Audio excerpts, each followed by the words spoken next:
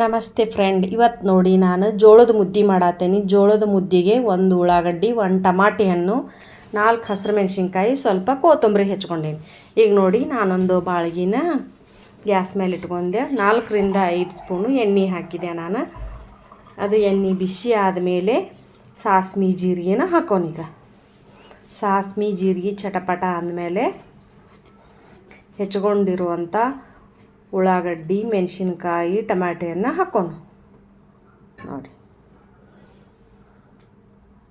ಉಳ್ಳಾಗಡ್ಡಿನ, ಮೆಣಸಿನ್ಕಾಯಿ, ಟಮಾಟೆಯನ್ನು ಹಾಕ್ಕೊಂಡು ಇದ್ರಾಗ ಫ್ರೈ ಮಾಡ್ಕೊಣ.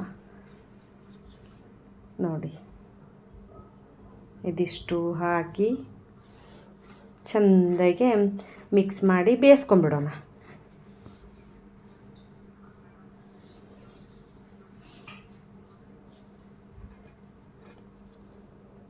ಇದೆಲ್ಲ ಬೇಯಿಸ್ಕೊಂಡ ನಂತರ ಈಗ ಅದಕ್ಕೆ ರುಚಿಗೆ ತಕ್ಕಷ್ಟು ಉಪ್ಪು ಹಾಕೋಣ. ಅಂದರೆ ಇನ್ನೂ ಒಂಚೂರು ಉಳ್ಳಾಗಡ್ಡಿ ಹಸಿ ಇದ್ರೆ ಹಸಿ ವಾಸನೆ ಹೋಗೋ ಮಟ್ಟ ಬೇಯಿಸ್ಕೊಂಬಿಡೋಣ. ನೋಡಿ, ಈ ಥರ ಹಾಕಿ ಈಗ ನಾನು 4 ಜನಕ್ಕೆ ಜೋಳದ ಮುದ್ದೆ ಮಾಡತ್ತೀನಿ. ರಾಗಿ ಮುದ್ದೆ, ಜೋಳದ ಮುದ್ದೆ. ರಾಗಿ ಮುದ್ದೆನ ಉಪ್ಪು ಹಾಕಿ ಹಾಗೆ ತಿರ್ಬೋದು. ಇದು ಜೋಳದ ಮುದ್ದೆ. ಇದು ಒಮ್ಮೆ ಮಾಡ್ಕೊಂಡು ತಿಂದು ಕಮೆಂಟ್ ಮಾಡಿ, ದಿಢೀರ್ನೇ ಆಗತ್ತೆ. ಆಮೇಲೆ ಇದು ಪ್ರೆಗ್ನೆಂಟ್ ಡಿಲಿವರಿ ಆದ ಟೈಮ್ದಾಗ ಈ ಥರ ಮಾಡ್ಕೊಂಡು ಈ ಥರ ಮಾಡಿ ಜಾಸ್ತಿ ಕೊಡ್ತಾರೆ ಡಿಲಿವರಿ ಆದವ್ರಿಗೆ. ಈಗ ನೋಡಿ, ನಾನು ಯಾವಾಗಾರ ಒಮ್ಮೆ ಮನೆಯಲ್ಲೇ ಮಾಡ್ತೀನಿ. ನೋಡಿ, ಸಣ್ಣಗೆ ಜೋಳದ ಹಿಟ್ಟು ಉದುರ್ಸ್ಕೊಂತ ಈ ಥರ ತಿರುಬೇಕು, ಗಂಟಾಗ್ದಂಗೆ ತಿರುಬೇಕು. ನೋಡಿ, ಇದಕ್ಕೊಂಚೂರು 1 ಚಮಚೆ ತುಪ್ಪ ಹಾಕ್ಕೊಂಡು ತಿಂದುಬಿಟ್ರೆ ಭಾಳ ರುಚಿಯಾಗಿ ಇರ್ತೈತಿ. ಒಮ್ಮೆ ಮಾಡ್ಕೊಂಡು ತಿಂದು ಕಮೆಂಟ್ ಮಾಡಿ ಹೇಳಿ. ನೋಡಿ, ಕೈ ಬಿಡದೆ ತಿರುಬೇಕು.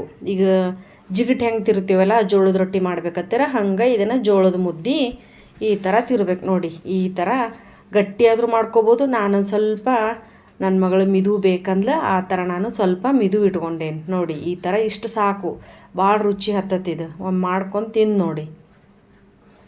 ನೋಡಿ, ಎಲ್ಲ ಮಿಕ್ಸ್ ಮಾಡ್ಕೋಬೇಕು. ಈಗೇನು ಒಂದು ಗಂಟು ಉಳಿದಿಲ್ಲ ಅದ್ರೊಳಗೆ. ಈ ಥರ ಕೈ ಬಿಡದೆ ಒಂದು 5 ನಿಮಿಷ ತಿರುಬೇಕು ಅದನ್ನು. ಆಮೇಲೆ ಹಿಟ್ಟು ಹಾಕೋದು ಬಿಟ್ಟ ಮೇಲೂ ತಿರುಬೇಕು ನೀವು. ನೋಡಿ, ಯಾವ ಥರ ಚಟಪಟ ಅಂತ ಕುದಿಯಾಕತ್ತೈತಿ. ನೋಡಿ, ಹಿಂಗೆ ಎದ್ದಂಗೆ ಆಕತ್ತೈತಿ. ನಾವು ಇದಕ್ಕೆ ತಸ